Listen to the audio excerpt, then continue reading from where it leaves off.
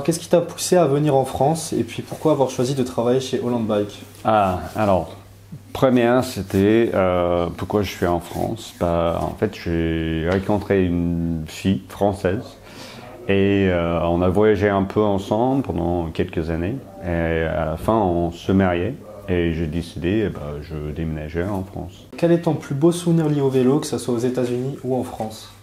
Alors, mon plus beau souvenir, je pense quand j'ai eu mon premier vélo tout neuf, que Holland Bikes m'a aidé de prendre. Et il est là. Et ouais, donc c'est le vélo que je commençais à voyager avec. Qu'est-ce que tu préfères dans le métier de mécanicien cycle?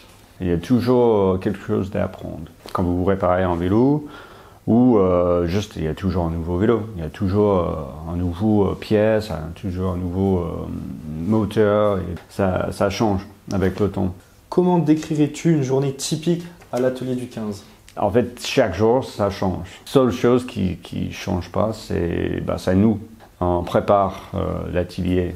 Et à partir de ça, dès qu'on reçoit des clientes, on ne sait pas. En fait, on prend des rendez-vous, on prend max des infos. Mais à la fin, le vélo, il arrive. Et en fait, ils ont expliqué peut-être, c'est le pneu qui était endommagé. C'est tout à refaire, tout a changé. Donc, on a pas mal de surprises. Donc, on adapte pour chaque vélo. On n'a pas trop de routine en fait. On essaie de organiser, planifier pour tout, mais ça arrive parfois qu'on n'a pas la pièce. Et donc on adapte, on fabrique une pièce. C'est quoi la réparation la plus difficile à faire? Je pense que c'est en panne électrique. Ça peut venir d'une file tout petite qui est cachée dans le moteur. Et donc on cherche, on passe du temps, on cherche à tester des choses, tester une batterie, tester un nouveau display, trouver la panne, je pense que c'est un des plus compliqués. Ton métier consiste à rendre les clients joyeux. À la fin, quand tu rends le vélo, on essaie, c'est pas toujours simple. Oui, le but c'est qu'ils sont contents, mais aussi le but c'est que le vélo il marche, il est en sécurité et qu'il va rouler le plus long possible. As-tu remarqué des différences dans la culture du vélo entre les États-Unis et la France? Oui, quelques-uns. Pour la ville, c'est à peu près pareil, on utilise des vélos pour se déplacer. À Wyoming, c'est un peu différent. C'est assez rare chez moi qu'on va voir quelqu'un déplace à vélo, tout simplement. Et donc, quand on voit quelqu'un en train de rouler à vélo, c'est-à-dire ils ont perdu son permis de conduire. Donc, soit ils ont trop bu, soit ils ont trop d'accidents, quelque chose comme ça. Donc, mais c'est pas une bonne chose, mais aussi c'est un peu compliqué à pédaler dans la neige assez profonde. Et quand il fait moins 40, moins 50, ça pique un peu en roulant à vélo.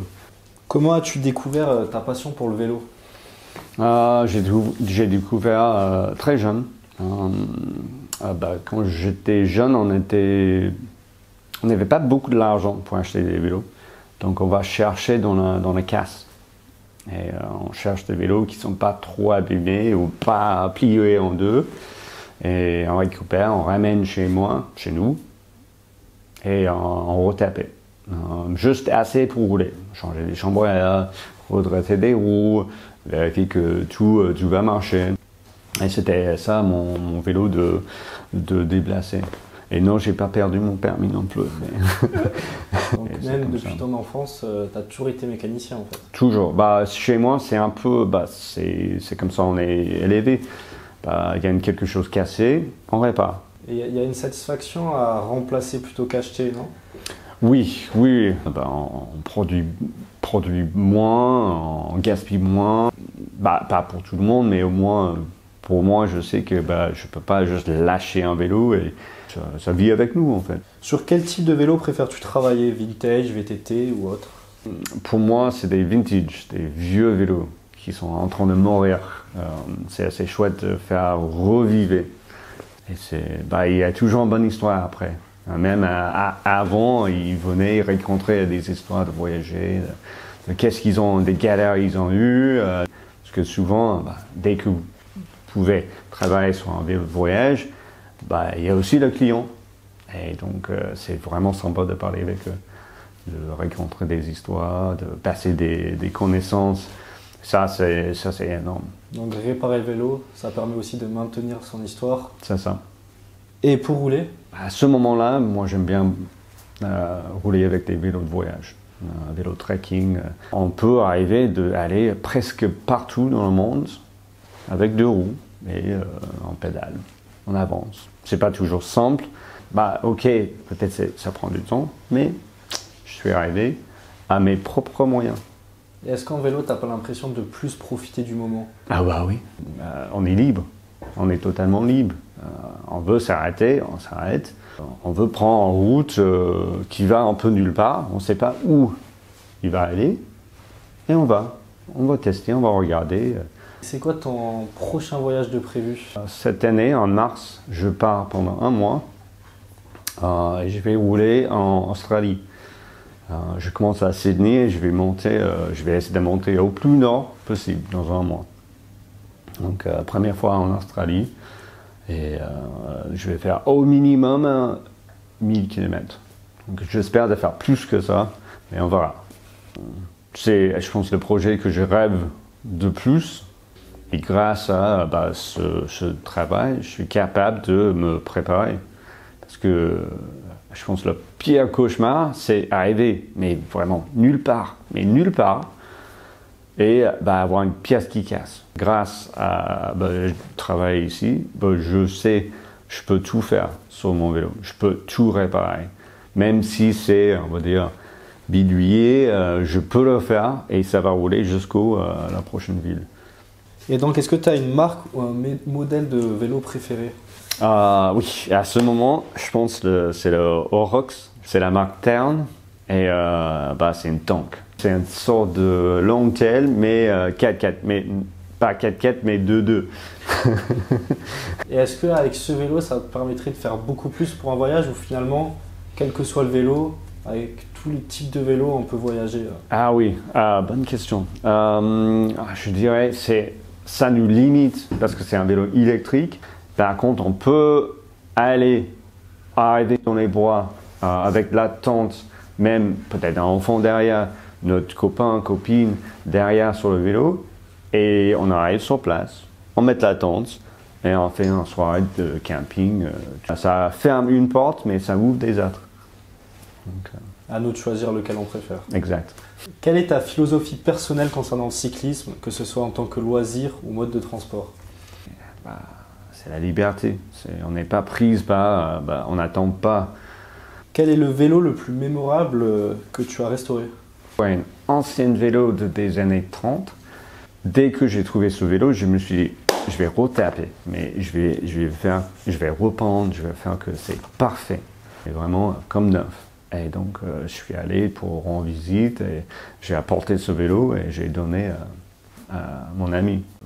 Un vélo qui datait de 1930 et qui roule toujours aujourd'hui, c'est chouette. C'est difficile de trouver des pièces qui datent de cette période? Oui, c'est très très compliqué.